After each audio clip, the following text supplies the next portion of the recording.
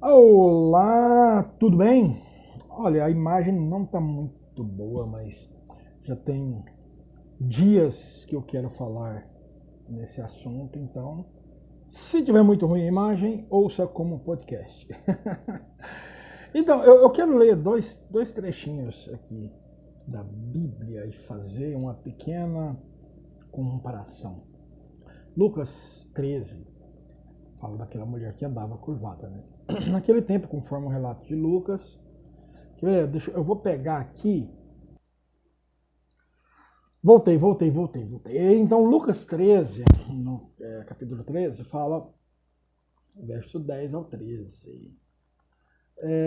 Certo sábado, Jesus estava ensinando numa das sinagogas e ali estava uma mulher que tinha um espírito que mantinha doente havia 18 anos. Eu já falei sobre esse trecho. Ela andava encurvada e de forma alguma podia endireitar-se. Ao vê-la, Jesus chamou-a à frente e disse: Mulher, você está livre da sua doença. Em Mateus, capítulo 14, Jesus tinha pregado, blá, blá, blá, blá, blá, blá. Os discípulos estavam lá no meio do mar, Jesus andou sobre as águas, eles ficaram com medo. Jesus falou, para que vocês estão com medo? Sou eu. Pedro falou, se é o Senhor, fala para mim andar sobre as águas. Já falei sobre esse texto também. É por isso que eu discordo. Quando eu falo assim, a Bíblia você tem que ler uma vez só. Não, você pode ler o mesmo versículo o dia inteiro. Cada vez você tira algo de Deus diferente daquilo. Então, Pedro pulou na água lá, estava andando lá todo feliz em direção a Jesus. Então Pedro saiu do barco, andou sobre as águas e foi em direção a Jesus. Mas quando reparou no vento, ficou com medo e começou a afundar. Gritou, salva-me. É muito interessante porque é onde eu queria chegar. Eu sempre falo nisso, eu acho que nós vivemos hoje uma sociedade doente, espiritualmente, tá? Mas a nossa alma, ela está doente.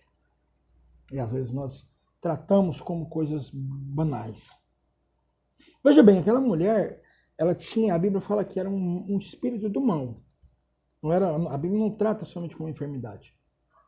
Ela andava curvada com o espírito do mal. 18 anos. Cara, é muito tempo. É muito tempo. E às vezes não. O que nos faz curvar? Nós vivemos hoje, é só nós andarmos nas ruas, pessoas que se entregam por um vazio, por algo, algum motivo, ao álcool. Tem um rapaz aqui próximo aqui, gente boa demais da conta, me vê, vai lá me abraçar. Mas 90% dos dias dele, ele dorme na rua, na calçada. O cara é trabalhador, limpa um lote em 3, 4 horas, no álcool. Passamos pelas ruas de Goiânia, Cracolândia para todos os lugares. As baladas, cocaína. E eu imagino o sofrimento daquela mulher, porque não foi um dia, não foi 2 dias. E às vezes desses males, nós tentamos superar, mas continuamos curvados diante deles. Eu consigo enxergar aquela cena, quando Jesus deparou com aquela mulher, que mudou a vida daquela mulher, ela andava curvada, ela não conseguiria olhar para o rosto de Jesus. Mas Jesus, ele desejou que ela olhasse para ele. Ele desejou que ele olhasse para ele. E ele a curou. Porque isso é um ponto interessante. Não basta somente a presença de Jesus. A presença de Jesus, sim, ela pode transformar a nossa vida, transformar o nosso coração. obtermos salvação através disso. Mas eu não estou falando de salvação, eu estou falando de um estilo de vida completo. Jesus queria que ela olhasse para ele. Porque quando eu olho para Jesus, quando nós conseguimos olhar para Jesus, o caminho dele, a Bíblia fala que a vontade dele é perfeita e agradável.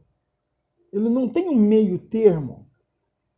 E às vezes nós padecemos e falamos, Senhor Jesus, essa tristeza, essa depressão que eu vivo há muitos anos, eu sou fiel a Ti, eu já aceitei o Senhor como meu Salvador.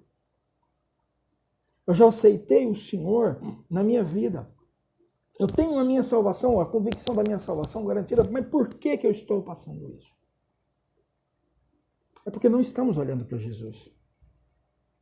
Porque quando eu olho para Cristo, eu entendo a vontade dele. Quando você fixa o seu olhar em Cristo, quando eu fixo o meu olhar em Cristo, não tem erro. Pedro, ele foi em direção a Jesus. Quando ele desviou, ele tirou o foco da direção de Cristo, exatamente, ele começou a sentir medo. Ele começou a sentir medo, ele começou a enxergar os problemas. Eu estou falando de Pedro, não estou falando de um Zé Ruela, não estou falando de mim. Você está entendendo? Ele perdeu o foco. Com a salvação, ok, ele estava com a salvação dele. Mas ele parou de olhar para o olho de Cristo, para a direção de Cristo. Quando a Bíblia fala que 1000 cairão ao teu lado, 10.000 à tua direita, e tu não serás atingido, é porque você está na direção de Cristo. Porque problemas vêm. Mas quando eu estou no caminho certo, quando eu estou na perfeita vontade de Cristo, não tem obstáculo para me parar. É porque às vezes nós nos deixamos andar curvados por um vício, por um pecado, por uma tristeza, e deixamos de olhar em direção a Cristo.